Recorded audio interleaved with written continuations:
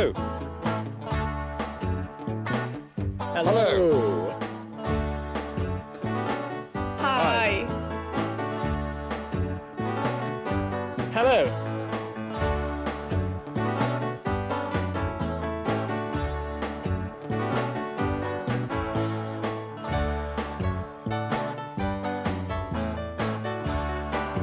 Me too. I think it's a fascinating mixture of cultures.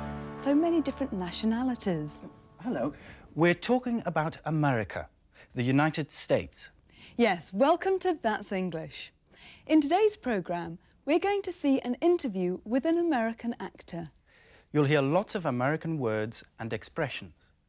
Two of them are bucks and downtown. Bucks is a colloquial word for dollars, and downtown means the centre of the town. Tony and I were just talking about the mixture of nationalities in the United States. Yes, Americans' ancestors, sus antepasados, many of them came from Europe. That's right. Today's story is about an American actor. Where did his ancestors come from? Guess who I interviewed today? I don't know. A famous American actor? Mickey Mouse? No, Mickey Mouse doesn't do interviews, stupid. Michael E. Curtis Jr. You did not. Yes. Yes, I thought, I'm going to be famous. The Louise Case interview. But it didn't happen like that.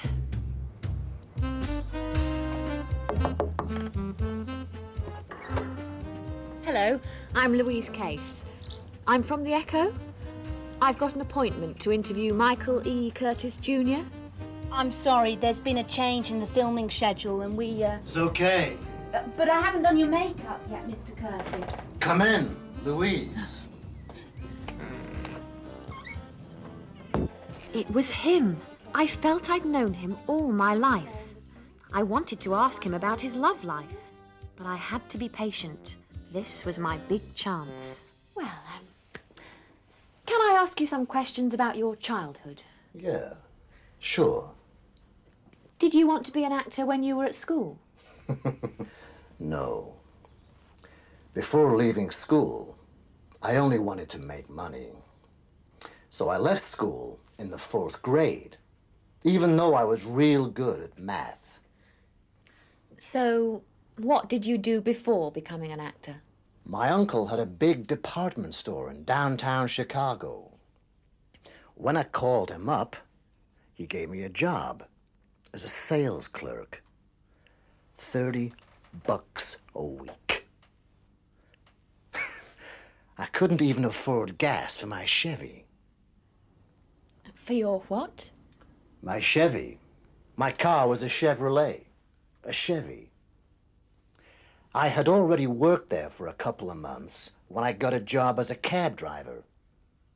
But how did you first get into films? In the first movie, I got a job as an extra. Since then, I've been really lucky. You said once that your family came from England. That's right. Some of my mother's family came to America over 300 years ago. They had already fought against the British when they fought against the Indians. My great-great-great-granddaddy was at Yorktown in 1781. That's when you British finally surrendered. But my father, of course, had Italian blood. So, where did Michael E. Curtis's ancestors come from? Well, first of all, on his mother's side, su familia materna. You said once that your family came from England. That's right. Some of my mother's family came to America over 300 years ago. His mother's family came from England over 300 years ago. But my father, of course, had Italian blood. But my father, of course, had Italian blood, sangre italiana. So, His ancestors came from England and from Italy. Now it's time to go back to our friends in the pub. What do you think, Tony? Do you think Louise will get the story she wants? The story about Michael E. Curtis's love life? No, I don't think she will. Well, I do. Let's see who's right.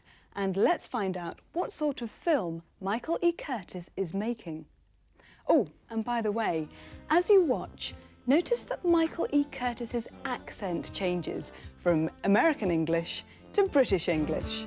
But the readers of The Echo don't want to know about Michael E. Curtis's ancestors. Instead of hearing about all that, they want some exciting personal details. Yes, they want to know about his love life. That's right. They want to know about his latest girlfriend. Did you ask him about that? I did. But in spite of all my questions, he wanted to talk about his ancestors. And in the Civil War, my relatives fought against each other. That's very interesting, Mr. Curtis. Can I ask you one or two more personal questions? My private life is very uninteresting. I'm sure you would prefer to hear about the film we are making here in England. It's about the Pilgrim Fathers. Are there any love scenes? No. Most of the Pilgrim Fathers were just poor farmers who lived here in England in the 17th century. And they believed in the Bible, but they didn't agree with the Church of England.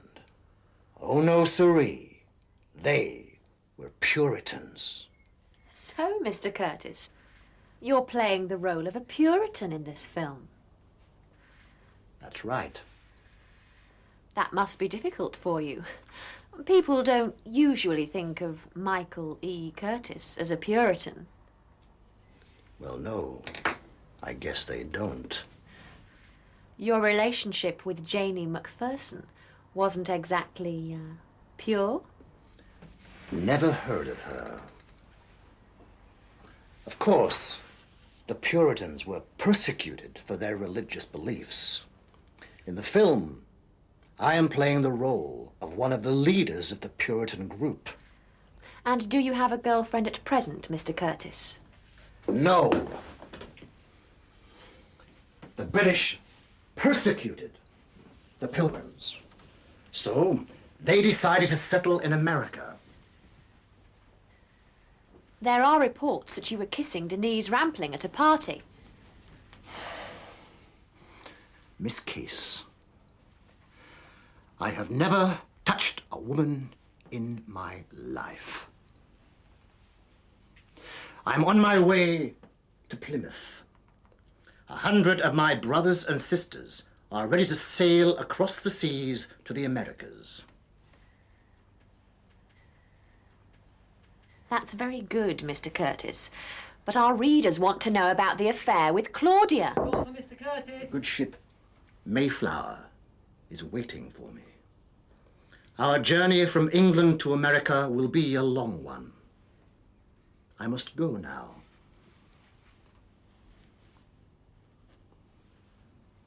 I wish you well, Miss Case, and thank you for your interest in our venture. God be with you.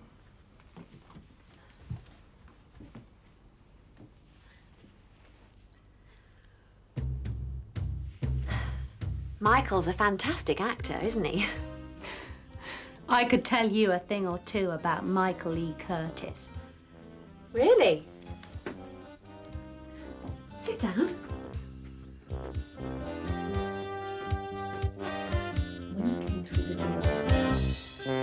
So you didn't get a story from Michael E. Curtis? The editor won't be happy. No, I didn't get a story from Michael, but I got an excellent one from his makeup girl. I heard all about his love life. I could tell you a thing or two about Michael E. Curtis. Go on, then. Aha! Was I right or was Tony?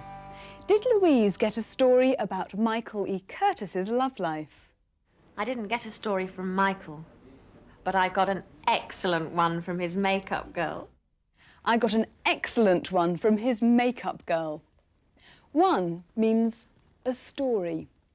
I got an excellent one, an excellent story, from his makeup girl. So she did get the story after all. But much more interesting than that was the story of the film, which was about It's about the Pilgrim Fathers. Los Padres Peregrinos, the Pilgrim Fathers.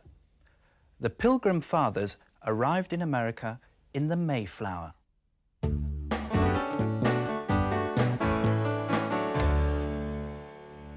We're going to look at some very useful language. Here's Michael E. Curtis describing what some of his ancestors did. They had already fought against the British when they fought against the Indians. They had already fought against the British when they fought against the Indians. Ya habían luchado contra los británicos cuando lucharon contra los indios. After they'd fought against the British, they fought against the Indians. Notice they'd fought. It's an abbreviation of they had fought. Este tiempo verbal es el pretérito pluscuamperfecto, the past perfect. Se utiliza cuando al referirnos a dos acciones pasadas, una de ellas ya había ocurrido. La que sucedió antes se expresa con pretérito pluscuamperfecto. Yes, first they fought against the British, then they fought against the Indians. Here's another example. I had already worked there for a couple of months when I got a job as a cab driver. I had already worked there for a couple of months when I got a job as a cab driver. First he worked there, then he got a job as a cab driver. And that, I'm afraid, is all we have time for today. But we'll look at America again in our next programme. I hope you'll join us then. Bye for now. So long.